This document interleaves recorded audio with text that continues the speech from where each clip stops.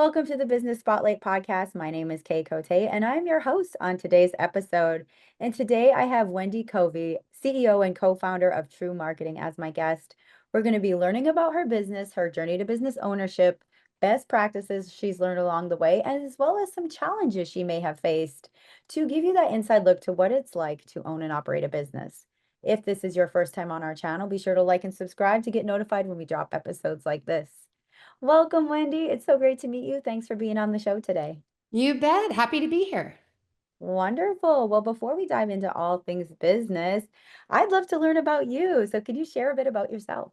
Sure, sure. So I am a pretty long time Austinite. I've been here since 97 and I live out in Dripping Springs and I've been here for almost 20 years. So those of you who've been in Austin for a while know that Dripping used to be this tiny little sleepy bedroom community and now Austin is quickly catching up to us. So I'm here. I'm an empty nester.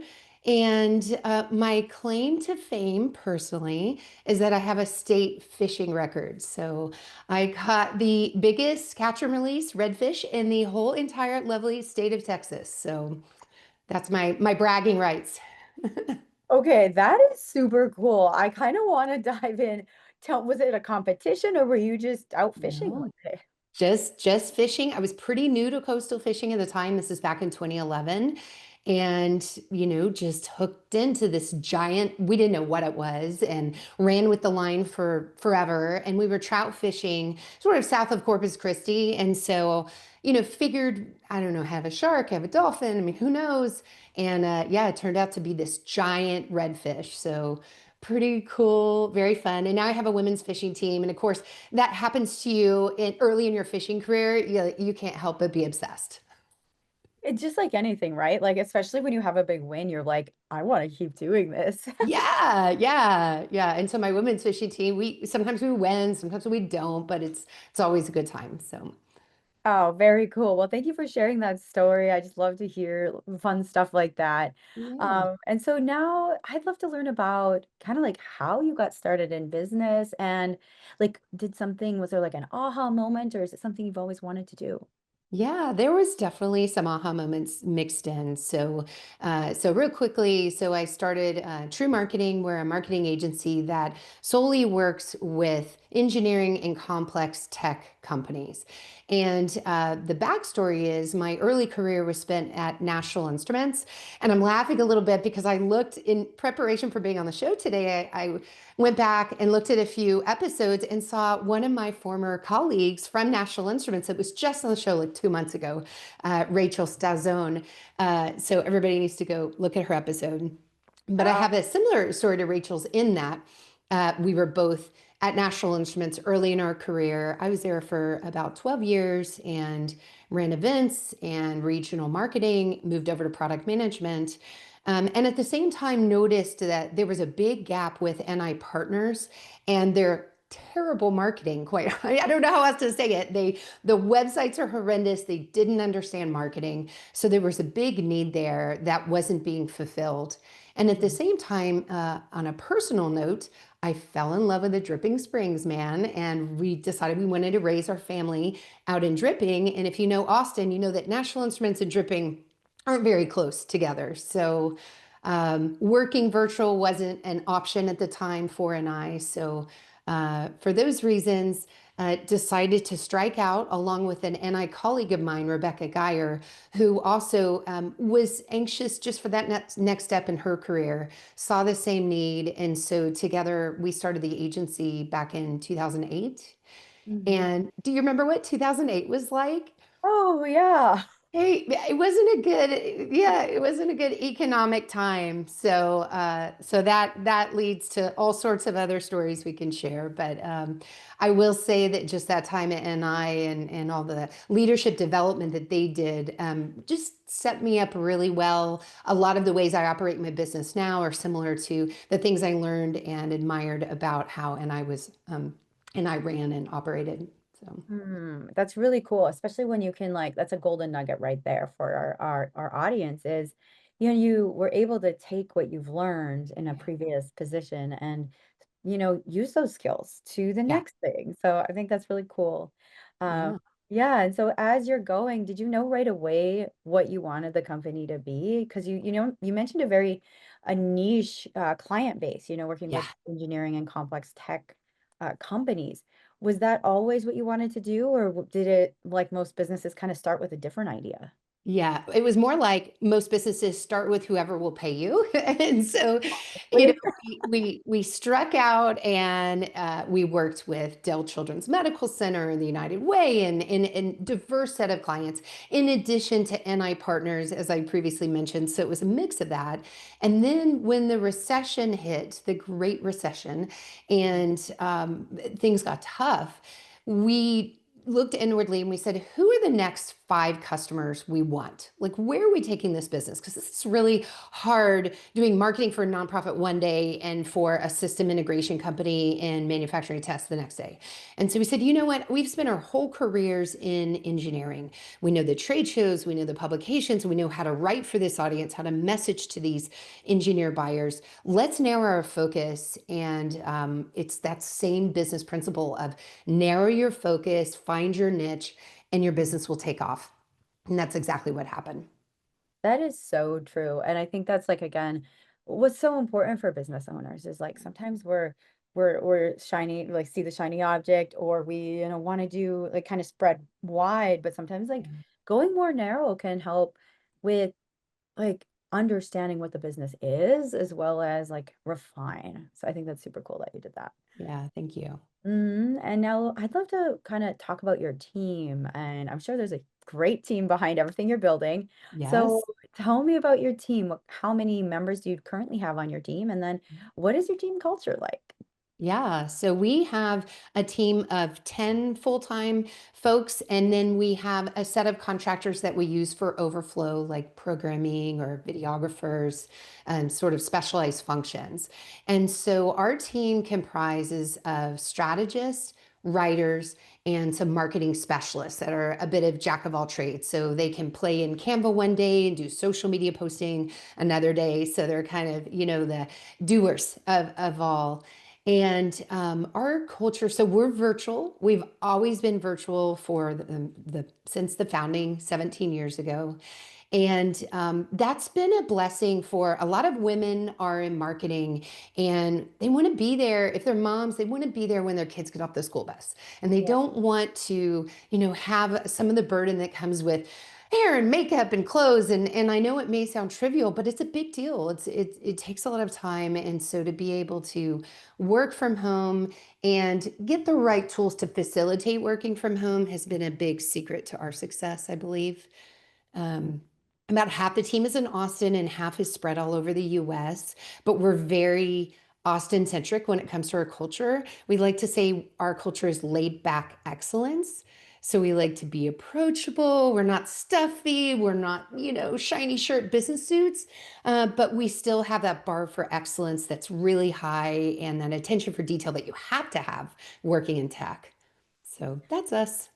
100%. And that, I feel like that approach too is so great, having that, especially for women. It takes us like an hour and a half to get ready, Yeah. especially moms. We have to get the kids ready. And then, having that that kind of flow state, laid back Yeah. vibe, I think that allows for our minds to be their strongest, right? Yeah, I do too. And now you have tools like Slack, and here we are on Zoom. It makes it so easy. Turn on that camera, make it personal. It works really well. It's working for us at least. Yeah. That's cool to hear. Well, I want to kind of talk about now moving into what do you want to do, say, in the next 3 to 5 years? Where do you see the company going? Yeah, so we're doing some pretty exciting things. So, like I said, 17 years is a long time to be in business, so we figured out a lot of who we are, who we want to work with, what services are in our wheelhouse, which are more adjacencies.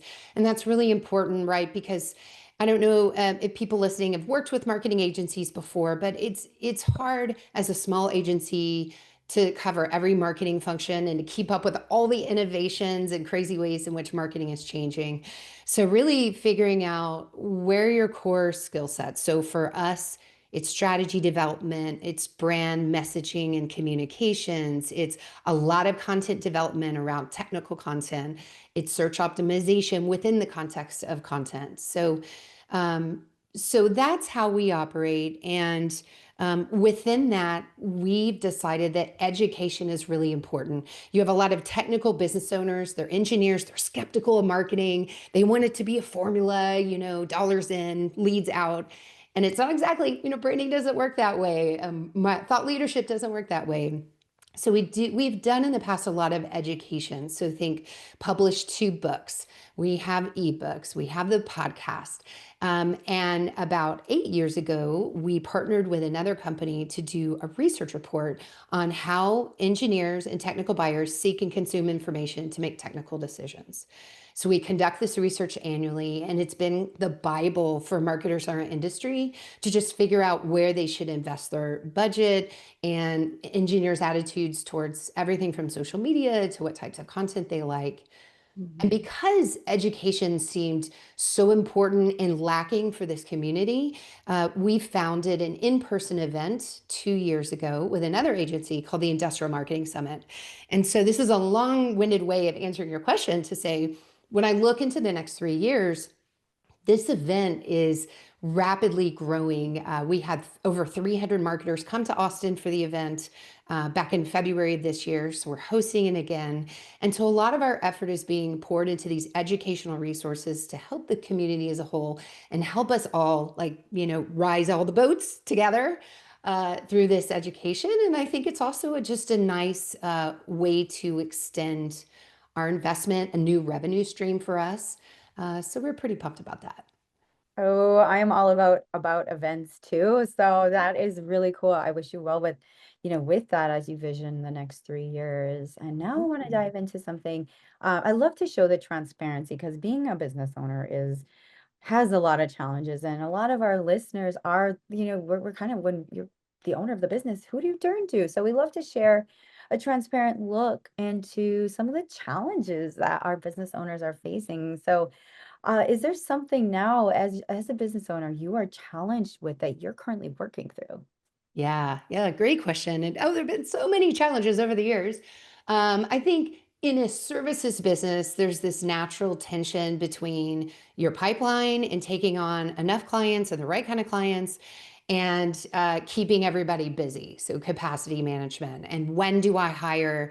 And I don't feel like I just have to live in that tension and it always feels uncomfortable. And there's never like, oh, it's so obvious that now we staff, or it's so obvious that now our pipeline needs to grow because quite frankly, we do have control over our pipeline to a certain extent, but macroeconomic trends definitely make an impact. And Yeah. as we're recording this right now, it's been an interesting ride this year. We work a lot in manufacturing and US manufacturing, and we work a lot in automation. And so but we also work with electronics manufacturers. And so when the tariffs came, what is this going to do? It killed one piece of our business that we work with or impacted them, but then the other piece is booming. And so what we predicted to be maybe a sluggish year has turned out to be an excellent year. So keeping up with those macroeconomic trends and balancing this, like I said, this tension of staffing and pipeline, those are the things that I would say, if anything, keep me up at night a little bit, for sure. Oh, definitely. So what are some of the current, things you're doing to kind of help mitigate those? Some of it is like unpredictable, but are there some systems or things that you're looking out for in your business that are going, like the efforts that are going towards finding solutions? Yeah, yeah, great answer. So on the capacity side, we used Harvest and their forecasting tools so that we can look at, managing capacity, who's close, who has time, and knowing that no week everyone's going to be completely full or completely empty. We have a parking lot of like a wish list of product projects that we just quite can't, you can't quite get to.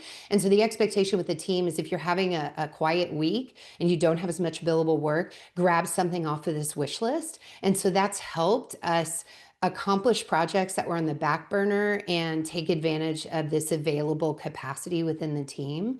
So I like that really well.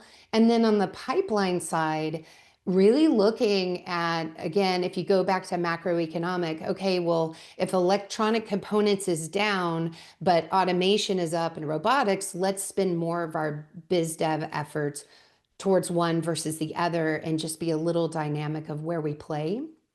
And then finally, that educational piece of creating these educational resources that I mentioned earlier have been a huge uh, thing for gaining credibility, but also just lead generator, right? Everybody's downloading that report, they're coming to the webinar. So it's been a great just asset for inbound marketing. 100%. Now, as you're creating these opportunities for education, like a summit or an event, how has that impacted your staff? Are you seeing that maybe by like going into that direction more, you're going to need more staff for that? Or how does Yeah. that feel? Yeah, it's a good question. It's definitely made a dent. We've had to reserve more time than we expected for the staff to be able to do those sorts of things.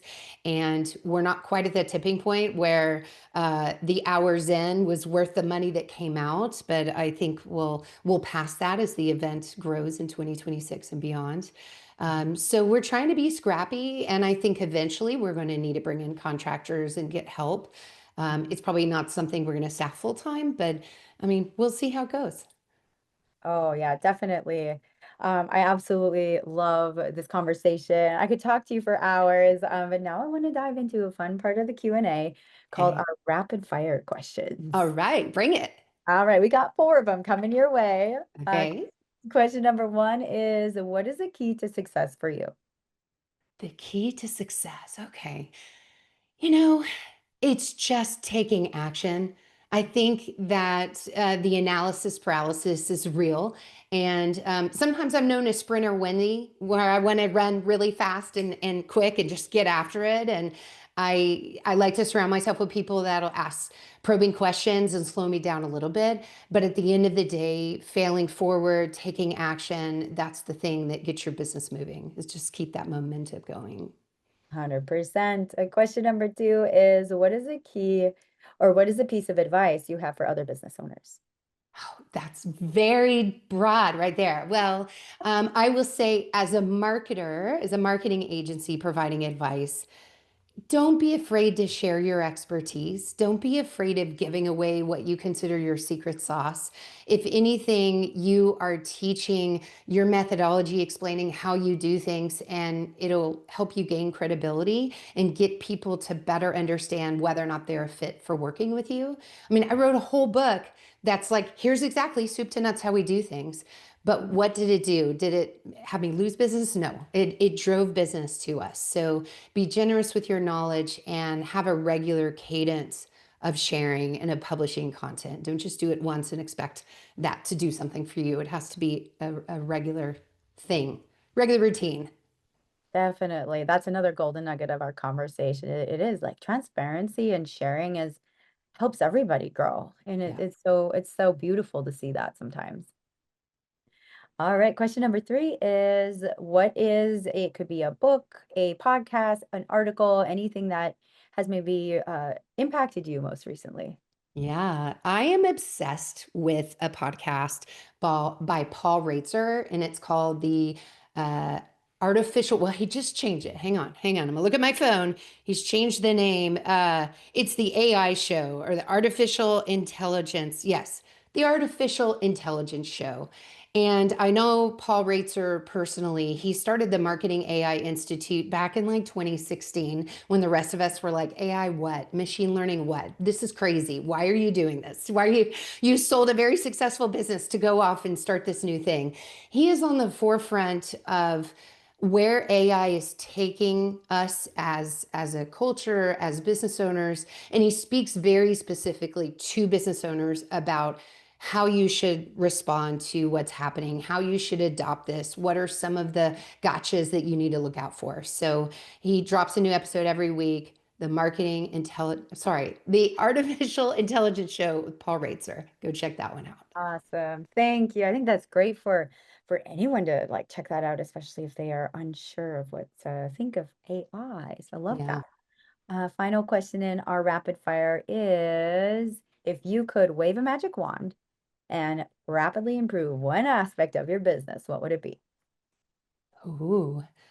I think if there was a way to have this perfect formula of your pipeline's going to do this and see into the future, and this is where you staff and this is where you don't, just did that to auto magically happen for me, that would be great.